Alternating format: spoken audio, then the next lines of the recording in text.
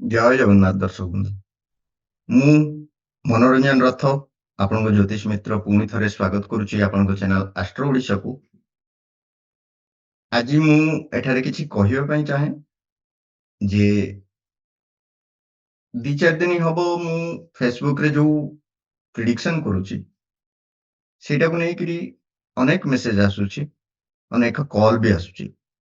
ତ କହିବାର କଥା ଏହା ଯେ ମୁଁ ସେଇ ଜିନିଷ ପ୍ରିଡିକ୍ସନ କରିବା ପାଇଁ ଏଇଥିପାଇଁ ଚାହେଁ ଯେ ଆଜିର ଦିନରେ ଲୋକ ଯୋଉ ଧର୍ମଭ୍ରଷ୍ଟ ହୋଇଯାଉଛନ୍ତି ବା ନିଜର ଧର୍ମକୁ ଭୁଲି ଯାଉଛନ୍ତି, ସେହି ଧର୍ମକୁ ରକ୍ଷା କରିବା ଉଦ୍ଦେଶ୍ୟରେ ବା ସନାତନ ସନାତନ ଧର୍ମର ପ୍ରଚାର ଉଦ୍ଦେଶ୍ୟରେ ମୁଁ ସେହି ପ୍ରିଡିକ୍ସନ ଗୁଡାକ କରୁଛି। ଏହାର ମାନେ ନୁହେଁ ଯେ ଆପଣମାନେ ମୋ ପ୍ରିଡିକ୍ସନକୁ ନେଇକରି କୋଉଠି ସଟ୍ଟାବାଜି କରିବେ ବା ଗେମିଂ କରିବେ, ସେଇ ଉଦ୍ଦେଶ୍ୟରେ ମୋର ଲକ୍ଷ୍ୟ ନୁହଁ। ତ ଧର୍ମ କହିଲେ ମୁଁ ଏଠାରେ କହୁନି ଯେ ଆପଣ ମନ୍ଦିର ଯାଆନ୍ତୁ ବା କୌଣସି ଦେବଦେବୀଙ୍କୁ ପୂଜା କରନ୍ତୁ, ଏଇ ଜିନିଷକୁ ମୁଁ କହୁନାହିଁ। ମୁଁ କେବଳ ଏତିକି କହୁଛି ପ୍ରତ୍ୟେକ ବ୍ୟକ୍ତିର କିଛି ନା କିଛି ଧର୍ମ ଥାଏ। ଧର୍ମ ଅର୍ଥାତ୍ ଜଣେ ସ୍ୱାମୀଙ୍କର ନିଜ ସ୍ତ୍ରୀ ପ୍ରତି ଧର୍ମ ଥାଏ, ଗୋଟେ ପୁତ୍ରର ନିଜ ପିତାମାତା ପ୍ରତି ଧର୍ମ ଥାଏ, ଗୋଟେ ପିତାର ନିଜ ପୁତ୍ର ପ୍ରତି ଏବଂ କନ୍ୟାଙ୍କ ପ୍ରତି ଧର୍ମ ଥାଏ। ମୁଁ ସେହି ଧର୍ମ କଥା କହୁଛି। ସେହି ଧର୍ମରୁ ଯୋଉ ଆପଣମାନେ କିଛି କିଛି ମାତ୍ରାରେ ହଟିକି ଯାଉଛନ୍ତି ଏବଂ ଏଇ ଯୋଉ ଧର୍ମର ସୃଷ୍ଟିଟା କୋଉଠୁ? ଆମେ ମହାଭାରତ, ରାମାୟଣ ଏହି ସମୟରୁ ଆମେ ଧର୍ମକୁ ନେଇକରି ଆସିଛେ। ସେଇ ସମୟରେ ଯେଉଁ ଗ୍ରନ୍ଥ ଗୁଡାକ ଲେଖା ଯାଇଥିଲା ବା ମୁଁ ଯୋଉ ଆଷ୍ଟ୍ରୋଲୋଜି କଥା କହୁଛି ବା ଜ୍ୟୋତିଷ କଥା କହୁଛି, ଏଠି ଦେଖନ୍ତୁ ଋଷି ପରାଶରଙ୍କ ଦ୍ଵାରା ବା ଋଷି ଭୃଗୁଙ୍କ ଦ୍ଵାରା ଯୋଉ ଜ୍ୟୋତିଷିକ ଜ୍ଞାନ ପ୍ରଦାନ କରାଯାଇଥିଲା ବା ସେମାନଙ୍କ ଦ୍ଵାରା ଯେଉଁ ଗ୍ରନ୍ଥ ଲେଖା ଯାଇଥିଲା, ସେହି ଗ୍ରନ୍ଥକୁ ନେଇ ମୁଁ ଏଇ ଧର୍ମର ରକ୍ଷା କଥା ଚିନ୍ତା କରୁଛି। ଯଦି ଆପଣମାନଙ୍କୁ ମୋ ପ୍ରିଡିକ୍ସନ ଠିକ ଲାଗୁଛି, ତେବେ ଧର୍ମ ଠିକ ଅଛି। ମାନେ ଏଇ ତ ଯୁଗ ହଉଛି ବୈଜ୍ଞାନିକ ଯୁଗ ନା, ତେଣୁ ଆପଣମାନେ ସମସ୍ତେ ଯେ ବୈଜ୍ଞାନିକ ପଦ୍ଧତିକୁ ହିଁ ବିଚାର କରିବା, ଧାର୍ମିକ ଚିନ୍ତାଧାରାକୁ ଭୁଲିଯିବା, ଏହା ଠିକ ନୁହେଁ। ତେଣୁ ଆପଣ ଯଦି ବୈଜ୍ଞାନିକ ପଦ୍ଧତି ବା ବୈଜ୍ଞାନିକ ଚିନ୍ତାଧାରାର ଲୋକ, ତେବେ ଏହି ସବୁ ଜିନିଷକୁ ବି ଆପଣମାନେ ଚିନ୍ତା କରନ୍ତି। ତ କହିବା କଥା ହଉଛି ଯେ ପ୍ରତ୍ୟେକ ଜିନିଷର ଧାର୍ମିକ ଗୁଣ ରହିଛି ବା ଧର୍ମ ପ୍ରତି ସମସ୍ତେ ଆକୃଷ୍ଟ ହବା ନିହାତି ଜରୁରୀ। କାହିଁକି ମୁଁ ଏଇ ଜିନିଷ କହୁଛି, ଦେଖନ୍ତୁ ଆପଣଙ୍କର ଯଦି ଆଜି ସପୋଜ ମୁଁ ଯୋଉ ମ୍ୟାଚ୍ କଥା କହିବି, ମ୍ୟାଚ୍ କୁ କହିଲେ ହିଁ ଆପଣମାନେ ଠିକରେ ବୁଝିପାରିବେ। ସପୋଜ ଆପଣଙ୍କର ଆଜି ମ୍ୟାଚ୍ କୋଉଠି ଅଛି? ଆଜି ହେଲା 26 ତାରିଖ, 26 ମାର୍ଚ୍ଚ 2024। ତ ଆଜି ମ୍ୟାଚ୍ ଅଛି ଚେନ୍ନାଇରେ। ଚେନ୍ନାଇ ଆପଣଙ୍କ ଜାଗାରୁ କେତିକି ଡିଷ୍ଟାନ୍ସ ରହୁଛି ଆପଣ ନିଜେ ଚିନ୍ତା କରନ୍ତୁ। ଆପଣ ଯୋଉ ଜାଗାରେ ଅଛନ୍ତି, ଆପଣଙ୍କ ଠାରୁ ଚେନ୍ନାଇର ଡିଷ୍ଟାନ୍ସଟା କେତେ? ତ ପ୍ରତ୍ୟେକ ଲୋକ କଣ ନିଜ ନିଜ ଜାଗାରୁ ଚେକ୍ କଲେ ସେ ଡିଷ୍ଟାନ୍ସ ସେମ୍ ଆସିବ କି? ଗୋଟିଏ ଗାଁରୁ ମଧ୍ୟ ଯଦି ଆପଣ ଚେକ୍ କରିବେ, ସମାନ ଡିଷ୍ଟାନ୍ସ ଆସିବନି। କିଛି ମିଟର ବା କିଛି ସେଣ୍ଟିମିଟର ବା କିଛି ଫୁଟର ଡିଷ୍ଟାନ୍ସ ମଧ୍ୟ ଫରକ ଆସିବ। ତ ସେମିତି ସେ ଆଜିର ଯୋଉ ଗ୍ରହ ସ୍ଥିତି ଅଛି, ଆଜି ଗ୍ରହ ମାନଙ୍କର ଯୋଉ ପୋଜିସନ ଅଛି, ଚେନ୍ନାଇ ଉପରେ ସେଇ ଗ୍ରହର ପ୍ରଭାବ କେତେ ପଡୁଛି ଏବଂ ଯେଉଁ ସମୟରେ ଖେଳ ଆରମ୍ଭ ହବ, ସେହି ସମୟରେ କେଉଁ ଗ୍ରହର ପ୍ରଭାବ ସେହି ଜାଗା ଉପରେ କେତେ ପଡୁଛି, ତାକୁ ନେଇ ମୁଁ ମୋର ପ୍ରିଡିକ୍ସନ କରୁଛି ବା ମୁଁ ଚେଷ୍ଟା କରୁଛି ଫଳିତ ଜ୍ୟୋତିଷରେ ଆପଣମାନଙ୍କୁ ସେ ବିଷୟ ବୁଝେଇବା ପାଇଁ। ତ ଆଜି ଯୋଉ ଖେଳ ଆରମ୍ଭ ହବ, ସପୋଜ ସପୋଜ ନୁହଁ, ଓବିୟସଲି ଆପଣଙ୍କର ଖେଳ ଆରମ୍ଭ ହବ 7:30 ରାତି। ତ 7:30 ଗ୍ରହ ମାନଙ୍କର ସ୍ଥିତି କଣ ରହିବ ଆଉ ଚେନ୍ନାଇ ଉପରେ କେତେ ପ୍ରଭାବ ପଡିବ, ସେଇଟାକୁ ଯଦି ଆମେ ଦେଖିବା, ତ ଆମେ ଆଗରୁ ଜାଣିଛେ ଯେ ଜନ୍ମ ସମୟରେ ମାନେ ଗୋଟେ କୁଣ୍ଡଳୀ ଆମେ ଯେତେବେଳେ ବାହାର କରୁଛେ, କୁଣ୍ଡଳୀ ବାହାର କରିବା ସମୟରେ ଆମେ ପ୍ରତ୍ୟେକ ବ୍ୟକ୍ତିଙ୍କୁ କଣ ପଚାରିଥାଉ ଯେ ଜନ୍ମ ସମୟ, ଜନ୍ମ ସ୍ଥାନ ଓ ଜନ୍ମ ତାରିଖ ଦିଆଯାଉ। ଫଳରେ କଣ ଆମେ ସେଇ ସମୟରେ ମାନେ ଆମର ଗ୍ରହମଣ୍ଡଳରେ କୋଉ ଗ୍ରହ କୋଉ ଜାଗାରେ ଅଛନ୍ତି ସେଇ ଜିନିଷଟାକୁ ଆମେ ଏକ ଫଟୋ, ଏଇଟା ଭାବି ନିଅନ୍ତୁ ଯେ ଏହା ଏକ ଫଟୋ ଚିତ୍ର। ତ ସେଇ ସମୟର ଗ୍ରହ ସ୍ଥିତିଟିକୁ ଆମେ ଏକ ଫଟୋ ମାଧ୍ୟମରେ ତାକୁ କ୍ୟାପଚର କରିଥାଉ, ଯୋଉଟା କି ସେଇ ସମୟର କୁଣ୍ଡଳୀ ହୋଇଯାଏ। ତ ସେମିତି ଯଦି ମୁଁ ଆଜିର କୁଣ୍ଡଳୀ କହିବି, ଆପଣମାନଙ୍କ ସାମ୍ନାରେ ଯଦି ରଖିବି, ମୁଁ ସ୍କ୍ରିନ୍ ସେୟାର କରୁଛି ଏଠି। ମୁଁ ଯଦି ଆଜିର କୁଣ୍ଡଳୀ କହିବି, ତେବେ ଦେଖନ୍ତୁ ଆଜି ଏଇଟା ମୁଁ ନେଲି 26/3 ଚେନ୍ନାଇ ଲେଖିଲି, 26 ମାର୍ଚ୍ଚ 2024 ଆର ସମୟ ନେଲି ମୁଁ 19:30 ବା ସନ୍ଧ୍ୟା 7:30। ତ ସେଇ ସମୟରେ ଏଇ ଯୋଉ କୁଣ୍ଡଳୀଟି ସୃଷ୍ଟି ହେଲା ବା ସେଇ ସମୟରେ ଯୋଉ ଶିଶୁଟିଏ ବି ଜନ୍ମ ହୁଅନ୍ତା, ତ ତା କୁଣ୍ଡଳୀ ଏଇଟା ହିଁ ହୁଅନ୍ତା। ତ ସେଇ ହିସାବରେ ଆମର ଲଗ୍ନ ହଉଛି ଯିଏ ଖେଳୁଛି ନିଜେ, ବା ଲଗ୍ନ ହଉଛି ଶରୀର ବା ନିଜେ ଆମେ ଯାହାକୁ କହୁଛେ, ଆଉ ତାର ଅପୋଜିଟ ହଉଛି 7th ହାଉସ। ତ ଆମେ ଏଇ ଯୋଉ ହାଉସକୁ ନେଇ ଗଣନା କରି ବା ଏହି ହିସାବରେ ଆମେ କାଲକୁଲେସନ କରିଥାଉ। ତ ସେଇ ସମୟରେ ମାନେ ସନ୍ଧ୍ୟା 7:30 ସମୟରେ ଯୋଉ ଲଗ୍ନଟି ସୃଷ୍ଟି ହେଲା ସେଇଟା କଣ ସୃଷ୍ଟି ହେଲା? ତୁଳା ଲଗ୍ନର କୁଣ୍ଡଳୀଟିଏ ସୃଷ୍ଟି ହେଲା। ମଙ୍ଗଳ ଶନି ଶୁକ୍ର ସବୁ ରହିଲେ ପଞ୍ଚମ ଭାବରେ, ରବି ରାହୁ ରହିଲେ ଆପଣଙ୍କର ଷଷ୍ଠ ଭାବରେ, ଚନ୍ଦ୍ର କେତୁ ରହିଲେ ଆପଣଙ୍କର ଦ୍ୱାଦଶ ଭାବରେ, ଏବଂ ବୁଧ ଗୁରୁ ରହିଲେ ଆପଣଙ୍କର ସପ୍ତମରେ। ତ ସେଇଟାକୁ ଦେଖନ୍ତୁ, ଜ୍ୟୋତିଷ ବିଭିନ୍ନ ପ୍ରକାର, ଆମ ପରାଶର ଋଷି ଯେତେବେଳେ ଆରମ୍ଭ କରିଥିଲେ ବା ଭୃଗୁ ସଂହିତା ଯେତେବେଳେ ଲେଖା ହେଇଥିଲା ବା ଭୃଗୁ ଋଷି ଯୋଉ ସମୟରେ ଆରମ୍ଭ କରିଥିଲେ, ସେଇ ଜ୍ୟୋତିଷକୁ ମୂଳ ଜ୍ୟୋତିଷ ନିଆଯାଇଥିଲା। ଫର ଏକ୍ସାମ୍ପଲ ମୁଁ କହିବି ଯେ ଆପଣ ଟିଭି ଦେଖୁଥିଲେ, ଟିଭି କିଏ ଆରମ୍ଭ କରିଥିଲା? ଜନ୍ ବଏଡ ଆରମ୍ଭ କରିଥିଲେ, ଟେଲିଭିଜନ ଯୋଉଟା ଆମେ କହୁଛେ। ଜନ୍ ବଏଡ ଯେତେବେଳେ ଆରମ୍ଭ କରିଥିଲେ, ସେ ଗୋଟେ ଘର ସାଇଜର ଟିଭିଟେ ତିଆରି କରିଥିଲେ, ବହୁତ ବଡ ଟିଭିଟେ କରିଥିଲେ। ତାପରେ ସେଥିରୁ ଧୀରେ ଧୀରେ ସେଇଟା ଛୋଟ ହେଲା, ଭଲ୍ଭ ଲାଗୁଥିଲା, ଟ୍ରାଏଡ ଭଲ୍ଭ, ଯୋଉଟା ଭଲ୍ଭ ସେଟ୍ କୁହାଯାଉଥିଲା। ତ ଭଲ୍ଭ ଲାଗୁଥିଲା, ତାପରେ ଆପଣଙ୍କର ଟିଭି କନଭର୍ଟ ହେଲା, ବ୍ଲାକ୍ ଆଣ୍ଡ ହ୍ୱାଇଟ ଟିଭି, ଛୋଟ ଛୋଟ ଟିଭି ଆସିଲା, ପ୍ରତ୍ୟେକ ଜାଗାରେ ସମସ୍ତଙ୍କ ଘରେ ଘରେ ପହଞ୍ଚିଲା ବ୍ଲାକ୍ ଆଣ୍ଡ ହ୍ୱାଇଟ ଟିଭିରୁ ତାହା ମୋଡିଫାଏ ହେଇ କଣ ହେଲା? କଲର ଟିଭି ହେଲା। କଲର ଟିଭି ପରେ ମୋଡିଫାଏ ହେଇ ଏବେ ଏଲସିଡି, ଏଲଇଡି, ପ୍ଲାଜମା, ଓଏଲଇଡି, ତାପରେ ଆଣ୍ଡ୍ରଏଡ ଟିଭି ବା ସ୍ମାର୍ଟ ଟିଭି, ଏମିତି ତାର କରେକ୍ସନ। ତ ଏଇ ଯୋଉ ଜିନିଷ ଏଲସିଡି ଟିଭି ତ ବା ଏଲଇଡି ଟିଭି ତ ଜନ୍ ବଏଡ କରିନଥିଲେ ନା, ସେଇ ଯୋଉ ପୁରୁଣା ଟିଭିର ଥିଓରି ସିଏ ଦେଇଥିଲେ, ତାକୁ ରିସର୍ଚ୍ଚ କରି କରି ଆଜି ଏଇ ଜାଗାରେ ପହଞ୍ଚିଛି। ସେମିତି ଭୃଗୁ ଋଷି ବା ପରାଶର ଋଷି ଯୋଉ ଜ୍ୟୋତିଷିକ ଶାସ୍ତ୍ର ବାହାର କରିଥିଲେ, ତାର ମୋଡିଫାଇଡ ଭର୍ସନ ବା ସେଇଟାକୁ କିଛି ରିସର୍ଚ୍ଚ କରି ସେଥିରେ ଅନ୍ୟାନ୍ୟ ଜିନିଷ ଯୋଡି ଆଜି ବିଭିନ୍ନ ପ୍ରକାର ଆଷ୍ଟ୍ରୋଲୋଜି ର ପାଠ ପଢା ଯାଉଛି ବା ବିଭିନ୍ନ ପ୍ରକାର ଆଷ୍ଟ୍ରୋଲୋଜି ଆମେ ପଢୁଛେ ବା କରୁଛେ। ଯେମିତି କି ଆପଣ କହିବେ, ଆମେ ଏଇଟାକୁ ବୈଦିକ ଜ୍ୟୋତିଷ କହୁଛେ, କିନ୍ତୁ ମୂଳ ହଉଛି ବୈଦିକ ଜ୍ୟୋତିଷ। ବୈଦିକ ଜ୍ୟୋତିଷ ନ ଜାଣିଥିଲେ ଜଣେ ଲୋକ କୌଣସି ବି ଜ୍ୟୋତିଷ ସିଏ କରିପାରିବ ନାହିଁ। ତ ତାପରେ କୃଷ୍ଣମୂର୍ତ୍ତି, ସେମାନେ ସିଏ ଗୋଟେ ଜ୍ୟୋତିଷ ଆରମ୍ଭ କଲେ, କୃଷ୍ଣମୂର୍ତ୍ତି ପଦ୍ଧତି, ଯୋଉଟା ଜେମିନି ଜ୍ୟୋତିଷ ଅଛି, ନ୍ୟୁମେରୋଲୋଜି ବା ଅଙ୍କଶାସ୍ତ୍ର ଯୋଉଟା ଆପଣ ମାନେ କହୁଛନ୍ତି। ଏବେ ଆପଣ ମାନେ ବିଭିନ୍ନ ଜାଗାରେ ବି ଦେଖୁଥିବେ କାର୍ଡ ରିଡିଂ ବା ଟେରୋ କାର୍ଡ ରିଡିଂ ଯୋଉଟା କୁହାଯାଉଛି। ମେଦିନୀ ଜ୍ୟୋତିଷ ଅଛି, ଯୋଉଥିରେ କି ଆମେ ଭୌଗୋଳିକ ସ୍ଥିତିକୁ ନେଇକିରି କାଲକୁଲେସନ କରୁଛେ ବା ବିଭିନ୍ନ କାଲକୁଲେସନ କରୁଛେ। ସେମିତି ମୁଁ ଏଇଟାକୁ ଆପଣଙ୍କୁ କେପି ଆଷ୍ଟ୍ରୋଲୋଜି ମାଧ୍ୟମରେ ଆର ଫଳ ବା ଫଳିତ କରିବାର ଚେଷ୍ଟା କରୁଛି ଯେ ଏଇଥିରେ କଣ ରହିଛି। ତ ଆଜିର ଯଦି ଆମେ ତଥ୍ୟ ନବା ସନ୍ଧ୍ୟା 7:30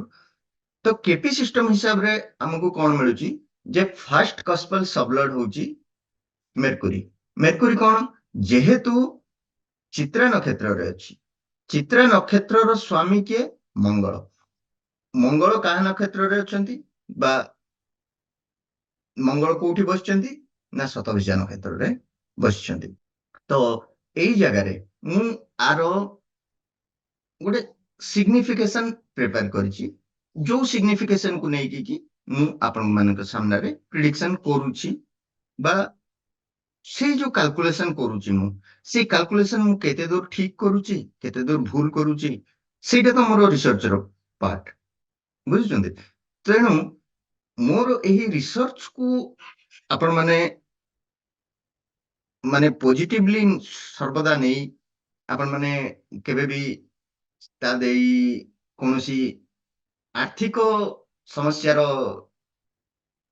समस्या सृष्टि करंतु एहा मु चाहुनी मु मो प्रेडिक्शन को केते दूर स्ट्रांग करि परिबी से रिसर्च मु करूछि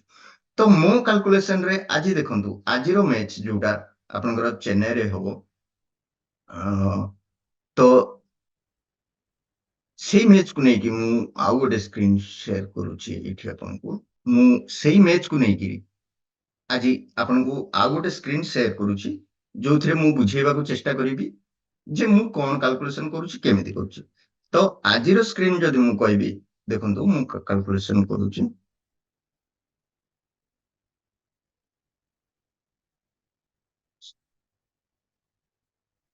आज रो फर्स्ट कस्पल सबलॉर्ड होछि आपनकर एक नंबर घर दोछ बा फर्स्ट हाउस जो कस्पल सबलॉर्ड किए होचंती मेरकुरी बा बुध हेले आपनकर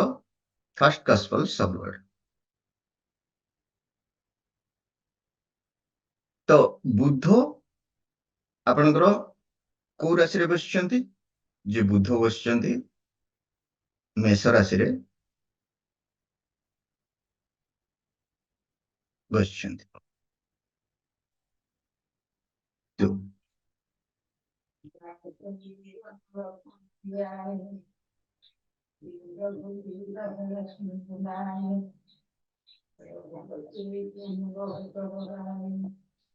बुध एठी मेष राशि रे बसचंती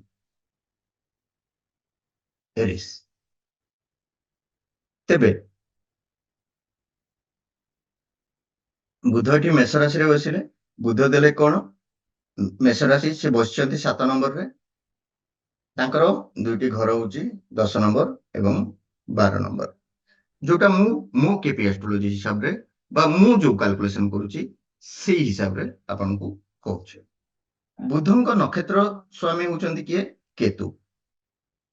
एवं बुधंकर सबलॉर्ड जोटा हमें कहूचे सी होचंती केतु बा एठी जदि मु कहबी बुध केतुंकर बुधंकर नक्षत्र स्वामी होचंती केतु एवं केतुंकर नक्षत्र स्वामी होचंती चंद्रमा तेबे सेई जो कुंडली हिसाब रे हमको कौन कौन मिली जदि मु कहबी सेई कुंडली हिसाब रे मते मिली 7 नंबर 10 नंबर 12 नंबर जोटा कि बुध मते देइचंती एवं केतु देले 12 नंबर एवं 7 नंबर एगेन सबलॉर्ड हिसाब रे केतु देले 12 नंबर 7 नंबर नक्षत्र लॉर्ड ऑफ सबलॉर्ड बा केतु सी चंद्रमा सी देले 12 नंबर तेबे एठारे देखंतु हमको कस्पल लेवल रे 1 नंबर मिलिला मेरकुरी बा बुध जोटा एरिस बा मेष साइन रे अछंती सी देले 7 10 12 एवं केतु जोटा कन्या राशि रे अछंती सी देले 12 7 एवं सबलॉर्ड लेवल रे सी भी केतु आसिले आउ सी आसिले कन्या राशि रे सी देले 12 7 नक्षत्र लॉर्ड ऑफ सबलॉर्ड बा केतुंकर सबलॉर्ड जदि नक्षत्र लॉर्ड जदि हमें कहबा बा केतु को नक्षत्र रे बसचंती जदि कहबा हमें सी हेले चंद्रमा बसचंती मध्य सी कन्या राशि रे आउ सी देले 12 11 तेबे स्ट्रांगली सिग्निफाइंग नंबर्स जदि आमे देखिबा फर्स्ट नंबर ई फर्स्ट कॉस्पल सबलॉर्ड जेहेतु तेणु एक नंबर सी स्ट्रांग हबो सेतिरे भाबिबार नै आ रहला बुध जे बसचंती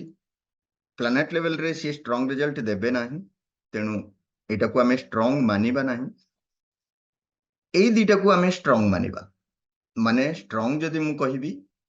एठी आपन को कहिबी जे एटा हे जिवो स्ट्रांग एवं एगुडा को स्ट्रांग रे आमे काउंट करबा तेबे favouring number for the chart बा आमे जदि कहिबा जो व्यक्ति पाई बा जो जिनिस पाई आमे फेवरिंग नंबर देखिबा तो सेटा हबो 1 2 3 6 10 एंड 11 तो आमरो एठी को को नंबर आछि एक नंबर आछि तो एटा फेवरिंग नंबर कहा पाई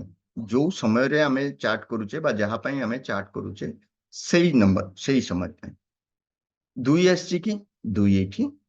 आसी नाही बा स्ट्रांगली सिग्निफाई करेनी तेणु प्रथम जोटा रहिला सेटा पाई कोन प्रथम आसिला 1 स्ट्रांगली सिग्निफाई कला 1 जदि कहबा 1 स्ट्रांगली सिग्निफाई कला किंतु द्वितीय रे आमे जदि कहबा 7 10 12 एटा प्लानेट लेवल रे जेहेतु अछंती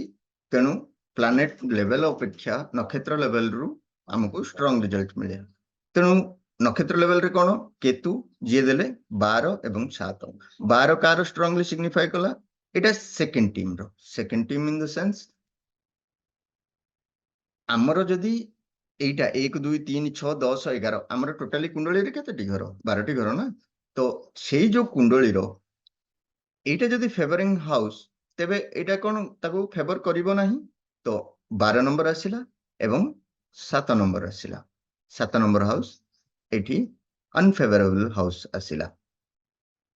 ताहले आमे कुंडली देखुचे कहा पई सेही समय रे जे प्रथमे बेटिंग करिवो तो प्रथमे जे बेटिंग करिवो तारो कोन गुटे नंबर मिलिला किंतु अन्य गुटे टीम पाई दुईटी नंबर मिलिला तेणु सिंपली आमे सेही जगह रे कहि परिबा जे सेकंड टीम विनर हबो फर्स्ट टीम विनर हबो नहीं एहा मोरो कैलकुलेशन मात्र हुए तो ठीक हे पारे बा भूल हे पारे सब जगह जिनिस जे ठीक रे जीवो सेमिति किछि नाही मु जो समय रो कुंडली बाहरी करली बा जो सॉफ्टवेयर यूज कली से सॉफ्टवेयर हुए तो ठीक थाई पारे भूल थाई पारे ता ऊपर भी डिपेंड करूची बा मु जो कैलकुलेशन कली किछि गुणन मिश्रण भी करिछि तो सेही गुडा को भी एई नंबर सब बाहर करिया पई सेथिरे भी जदी किछिटा त्रुटि रहि जाय थाए तेबे मध्य मोरो कैलकुलेशन रंग होबार संभावना अछि तेणु आपण माने विचार करंतु बा आमे ज्योतिष रे जो जिनिस गुडा को कहूचे ज्योतिष बा जे कोनसी लोक 100% ये केबे भी संभव नुहे तेणु आपण माने देखंतु विचार करंतु धर्म रक्षा करंतु निज कर्म करंतु राताराति जे बड़ लोक हो सेमती हेल्ले तो सब ज्योतिष राताराति बड़ लोक हो जाते बा मु जदि एठी प्रिडिक्शन करूची मु तो गेम रे पके दे थांती 10 लाख पके दे थांती कि 20 लाख पके दे थांती राताराति मते मिल जांता रिटर्न तेणु मु भी पकोनी ना काहे कि एई जिंस केवल मु करूची जे जो ग्रंथ मानकरे लेखा हेची ताहा सत्य एवं सेई सत्य को नेई आमे केते दूर आगु को बढ़ी परिबा जन समाज को जागृत करि परिबा जन समाज रो हित रे किछि कर्म करि परिबा सेया ही मोर उद्देश्य जदि कोनोसी जगह रे काहार हित रे आसिले ताठू आ बड़ जिंस किछि नाही संसार को आमे आसीचे किछि करिया पई गोटे जिंस मन रखंतु संसार को आमे आसीचे किछि करिया पई निज पई तो किछि करूचे समस्त निज पई किछि करूचंती किंतु अन्य पई भी किछि करिबा एहा ही मूल लक्ष्य जदि आपण माने बा समस्त चिंताधारा से रूप में आगे आसीबो तेबे संसार बहुत सुंदर हो उठिबो थैंक यू जय जगन्नाथ।